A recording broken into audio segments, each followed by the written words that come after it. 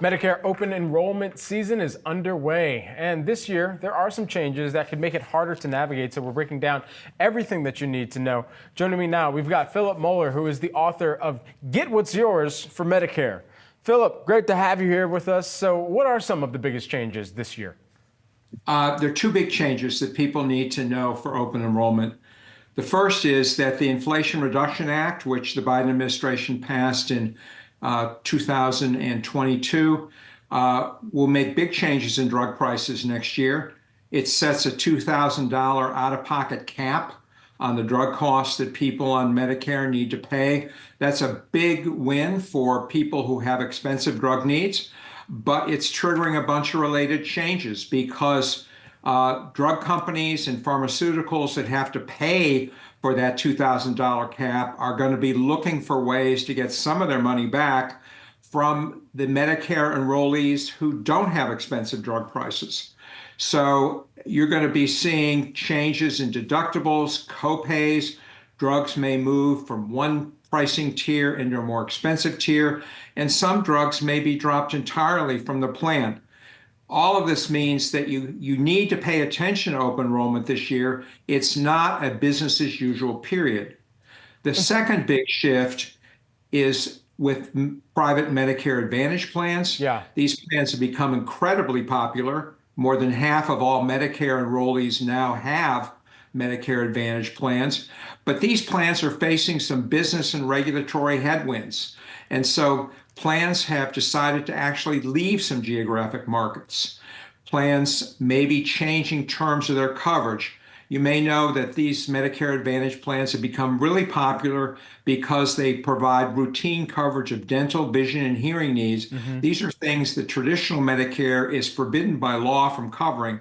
So they've made the plans really attractive. But some of these plans may sort of peel back some of these benefits and reduce them.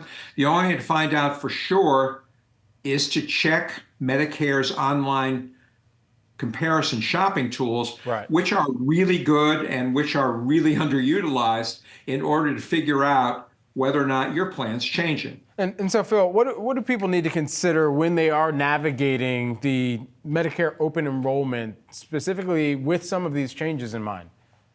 Well, the first thing I urge people to do is don't rush to judgment.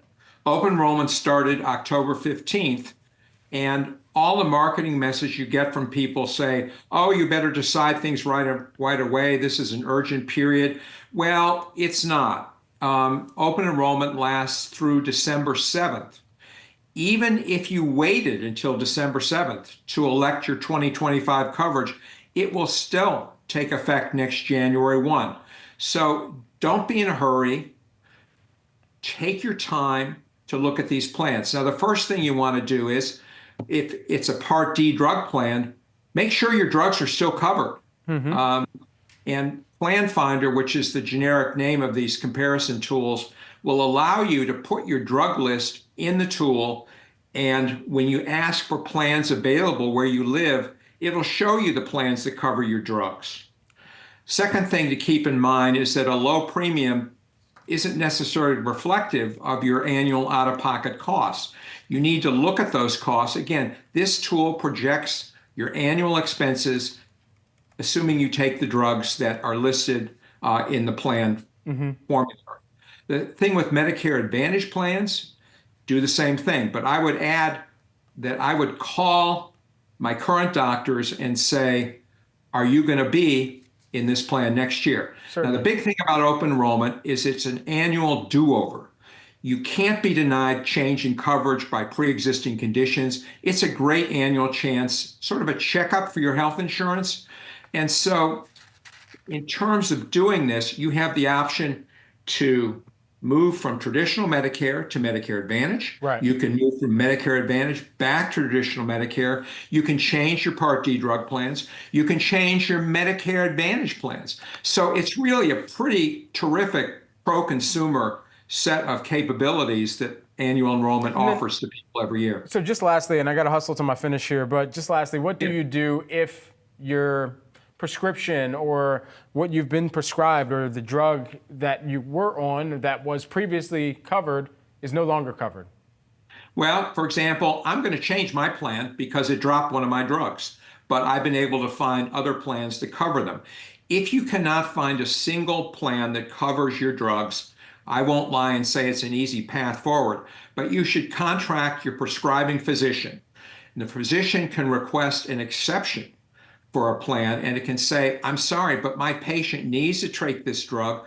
There's no similar drugs that are going to give him the health benefits he needs, and you have to go through this sort of dispute resolution process with the plan. Not always successful, but it's the next step you would take. That's valuable advice there. Philip Moeller, who is the author of Get What's Yours for Medicare. Thanks so much for taking the time here in the breakdown, Philip. Appreciate it. Sure. My pleasure. Take care. Certainly, you too.